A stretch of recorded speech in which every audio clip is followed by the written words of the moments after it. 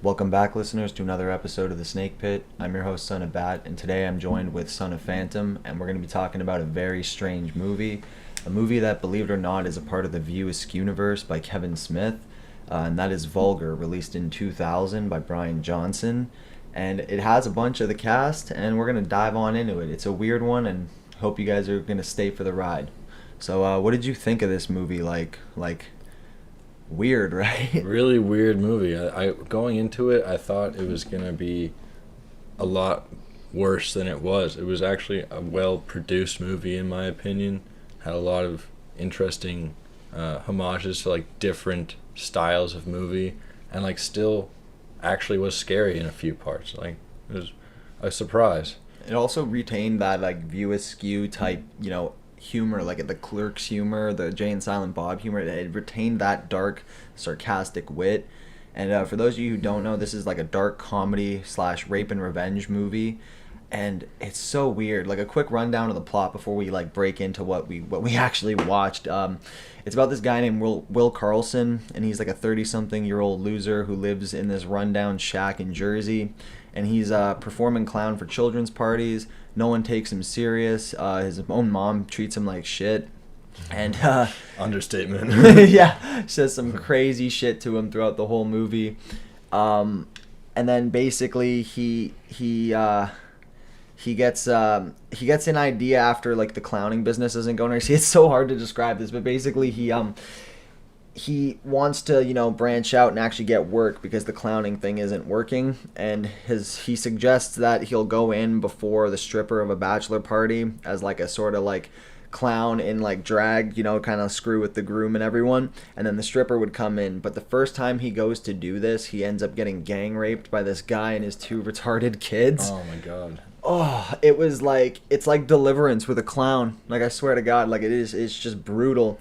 And then shortly after this happens, he pulls himself together. He goes back to clowning, and he goes to the house that he was at earlier with like this domestic dispute, but this time it's turned into a hostage situation. And he, by some stroke of dumb luck, happens to save the little girl in the house and becomes a hero. He gets a television show, like kind of like Barney, which we'll bring up later. Some funny shit there. And he starts getting famous and stuff, and him and his buddy are living the good life until the guys that raped him threaten to blackmail him with the videotape and ruin him for like $50,000. And then they even tell him, like, look, we're going to do it again, and if you don't comply, like, we're going to ruin your life on TV. And then he decides to like arm up and go kill these fuckers, which ends in them dying and our boy Will getting his vengeance, just like any classic rape and revenge movie. Whole lot to dissect there. A really fucking weird movie that bounced through genres. What was going through your head when we watched this, man? Like holy Christ. Man, there's a lot to unpack here. It's messed up from start to finish. Like, It's so dark. this guy just had such an awful life. Like, he woke up, got stuff thrown at him by people sleeping in his car. Yeah, total strangers just sleeping in his fucking car. He goes and he doesn't even.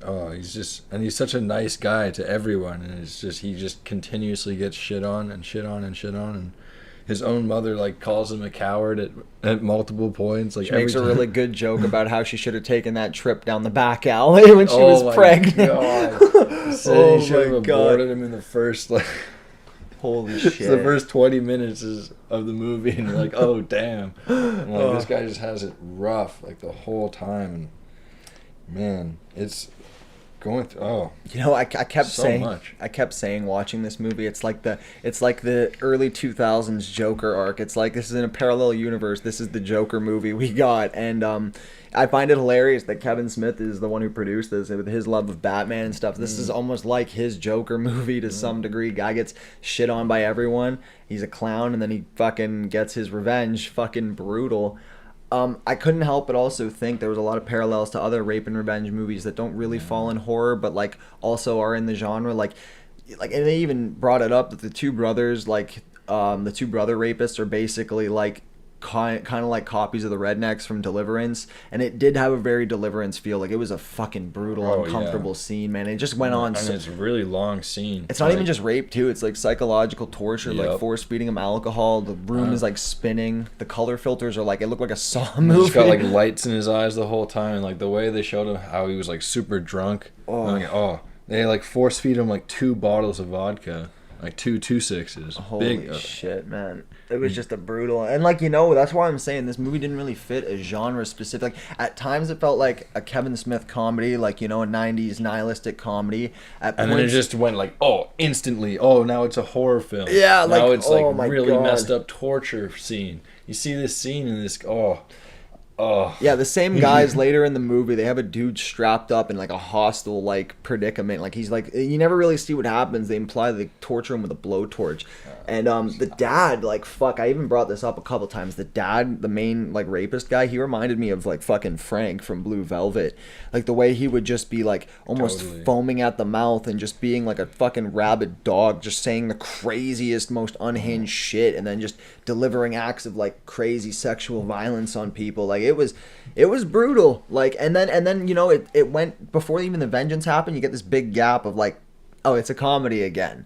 And then it's like, oh, wait, oh, yeah, I forgot. And then you get introduced to them again, and it's back, oh, here we are with the revenge now. So it switched kind of like subgenres a few times, but it never was like, I didn't really hate it. Like, I thought it was pretty good for what it was. Like, I was entertained the whole movie.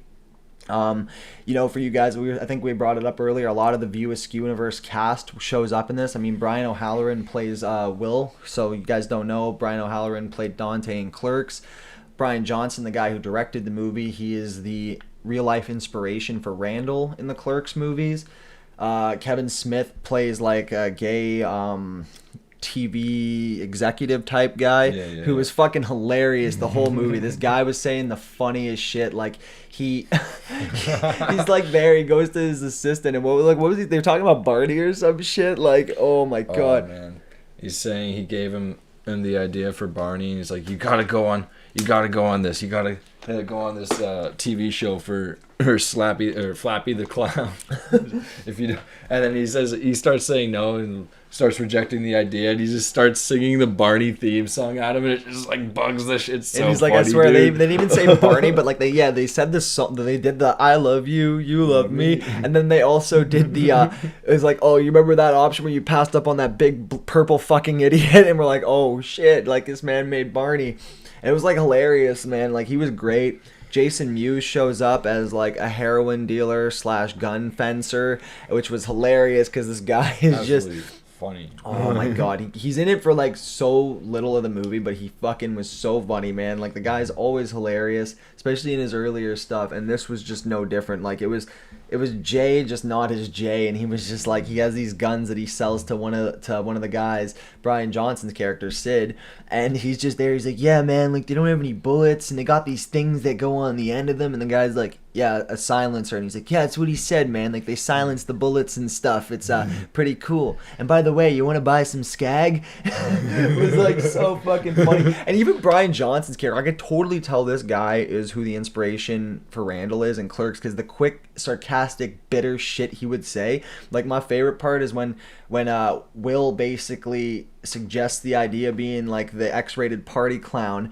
Fucking, he looks at him, he's like, what, did you eat a bowl of crack for breakfast this morning? What the fuck's wrong with you? And like, oh, there was so many good, like, dark jokes. I think in the first 20 minutes they joked about like domestic abuse, rape, and abortion. And it was just so off the cuff. Like, it was so funny, man. Like, this movie, like, if you like dark humor, this is definitely going to be up your alley. If you like revenge movies too, this is definitely going to satisfy. A couple facts we found out while researching this movie was, what, you said it was filmed in 25 days, 28 or something? It was written in 28 days and then filmed in 25 3 years later. It's pretty crazy.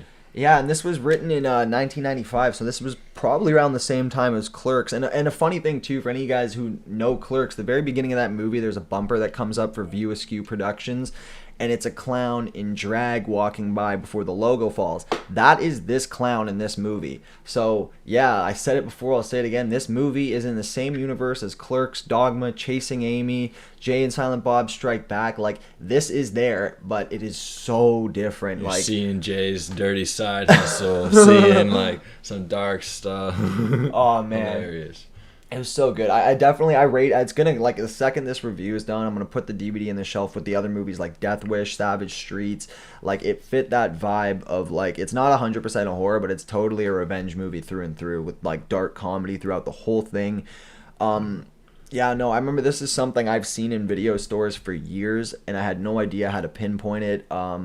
Before I had a decent-sized revenge movie collection, I would look at this thing, and I would just be like, it looks like a horror movie, but it says it's by the people who made Clerks, so what the fuck is this? And I passed it up for years, and I'm actually glad I got it now, because this was just... It was fucking so unexpected. I'd never seen it before. I'd only really seen the poster, read the back. I might have even seen the trailer, but I did not expect it to be this, like... It's low budget, but it was well fucking made. I think Howard Stern's a fucking retard for throwing it out. Like, I think I heard him say, like, I heard something about him watching the first bit of it, and he hated it so much he threw it out. It's like, that was a good movie, man. You don't see much of those revenge movie, like, 80s, 70s style movies, and this one was cool. I like this one. It's a welcome addition to that universe, you know? Totally good concept for a film. I enjoyed it. Oh yeah, and the Revenge too was pretty fucking funny. It was like slapstick in its own fucked up kind of way. Like, I mean, guy goes in, half cut, doesn't know how to shoot the gun yet, and then the idiot, like, oh my god, the idiot brother playing with the gun, pointing it at his family, and then he shoots his face off. Really crazy good gore scene. scene. Oh my god, wow, guy like fucking blew his whole face off with a silenced pistol.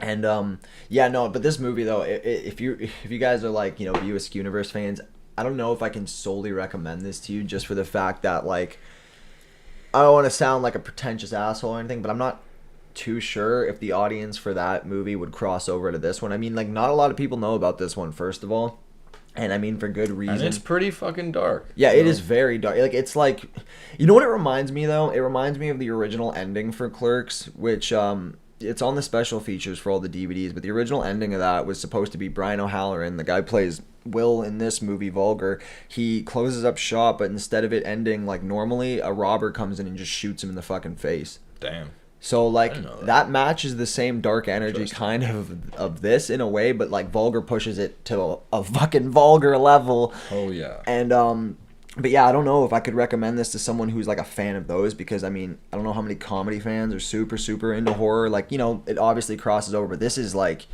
you have to have a sick sense of humor to laugh at this. Yes. I think a normie... It's not for the faint of heart. Yeah, I feel like if a normie watched this, they would not find it amusing at all. They'd find it dirty, vile, and crazy. But like, if you know your revenge movies, if you like dark movies, like horror movies, grimy crime movies, you know, this one will work. If you like really fucked up comedy, I mean, like, I thought Freddy Got Fingered was fucking hilarious, so I think anything's pretty much on the table for funny. Like, nothing's really too out of limits within reason, and this one, it made me laugh pretty much the whole fucking way through.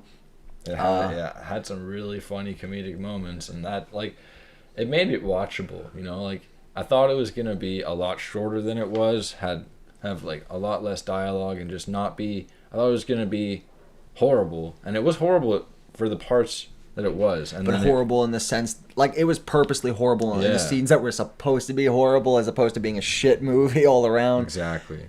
And yeah, apparently there was like, it says online here that in 2016, Brian Johnson announced that there was going to be a sequel for this movie, and then he countered it in interviews saying he wasn't going to make it. I don't know how they would have made this a sequel, to be honest, because again, it's a rape and revenge movie. Everyone. He kills everyone. Yeah, but does he? And it just, like, it's weird. I don't really know if he even gets his revenge fully, because he didn't. I mean, spoiler alert, anyone who's made it this far, and if you don't want to see it based off what we say and you just want to watch this review, basically, he doesn't really kill the people that raped him. I mean, one of the sons shoots himself. A homeless guy who gets Sid's gun while he's waiting outside opens the door and gets shot by one of the other brothers, and then shoots the other brother gets shot, goes down. And then the dad, like, Will chases him down, and he has a fucking heart attack and he dies. So I don't know how they would have sequeled this. You know what, another thing too this makes me think of, So you remember that movie we watched, Maniac? Yeah. There was supposed to be a second one called Maniac 2 Mr. Robbie, and it was going to be the same guy from the first movie, and it was going to be directed by the guy who did Combat Shock, but the whole story was it's basically, it's not the same dude like from Maniac, it's just the same actor, but he plays a dude who has a children's talk show, like kind of like Will's show in this, and he's a clown. But what happens is he reads the fan mail, and it's all these kids who watch the show talking about how shitty and abusive their parents are, and he goes out and he kills all the abusive parents. This is kind of like, this made me think of Maniac 2 Mr. Robbie, and watching this, I'm like, I kept thinking about Maniac 2, even though they're A sequel could actually, like, he could become like a fucking vigilante of sorts, you know? That'd yeah, be they could do interesting. it. I mean, like, fuck, if they did the Mr. Robbie angle with Vulgar too, it could be super fucking cool, because unfortunately Joe Spinell passed and they never got to make it, only a 7-minute promo. And you know what, we'll talk more about that if we ever cover Maniac, but watching Vulgar, I kept thinking Maniac 2, they could do the Maniac 2 route if they ever decided to do a sequel, but at the same time, this was made in 2000. I feel like if they sequeled this nowadays, it would be shit. Like, I don't think they would be able to get away with as much as they did back then. I feel like the tolerance wasn't even there to begin with when this came out back in the day. Like, a Howard Stern of all fucking people hated it. So, like, I could only imagine if part 2 to the great clown rape and revenge saga came out, it would get canceled in a fucking instant. Like, shut the shit down. But who knows? Maybe one day in the future will happen. I'd be down to watch it. It was so off the fucking wall, so weird.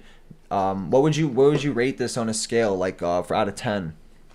Out of 10, personally, I would probably give it like a 7.5 or an 8. It doesn't have much, like, it doesn't have a lot of rewatchability for me. And it's I find it was a cool concept for a movie, like I said a few times, and it's a really interesting movie, but, like, it's not one I would really recommend people watch unless it's hard to they're recommend. yeah, unless they want to watch that type of thing. Yeah, like, if you like revenge movies, I totally say put this on your fucking list. It's a good mix-up too, especially from the formulaic rape and revenge movies of the 70s. This one is like, it's like Deliverance with Joker. This is the best way I can describe it, which makes sense. Like, you know, Kevin Smith and his love of Batman, he got to make his own Joker, like I said. I think, yeah, 7.5 would be a fair rating. This movie, it definitely shows it's a lower budget movie, which, again, there's nothing wrong with that. It's just some of the scenes drag on a little long, especially toward the end and the middle parts. I feel like they could have, like, you know, done it a little tighter, made it a little faster. You know, gore, like, I wish there was a lot more. I'm not gonna say I didn't like this movie because of the lack of gore. You know, again, budgetary reasons, they did what they could do. The fucking, when Ethan Suplee blasted his face off, that was fucking amazing. It looked crazy. Really good scene. And they were like, oh, it's only a few stitches, you'll be fine. And I thought that was sick, but if there was more gore, I would have, yeah, like, if there was more gore, I probably would have raked this up to an 8.5. But yeah, 7.5 seems fair. Like, it was good. I enjoyed the fucking hell out of it. I could definitely recommend it to people who are fans of revenge movies, but, like, you know, the average View Askew universe person, I don't think I could, or a comedy fan, I don't think they would like it very much, you know. But then again, who knows? I don't know everybody out there. But 7.5, like you said, not much rewatchability. You've seen it. There's really not much to, like, dissect a second time around. But, you know, if you're looking for something weird, and you're a fan of Kevin Smith and his friends and the stuff they put out, and you like, you know, early Lionsgate shit, like thrillers and horror movies, and just generally feeling uncomfortable, yeah, definitely check it out. Yeah, it was well worth the time. So yeah, that was another episode of The Snake Pit. We hope you guys enjoyed. If you guys checked out this movie, tell us what you think. Drop a like, comment, and then hopefully you guys subscribe, and we'll be here for the next one. Peace.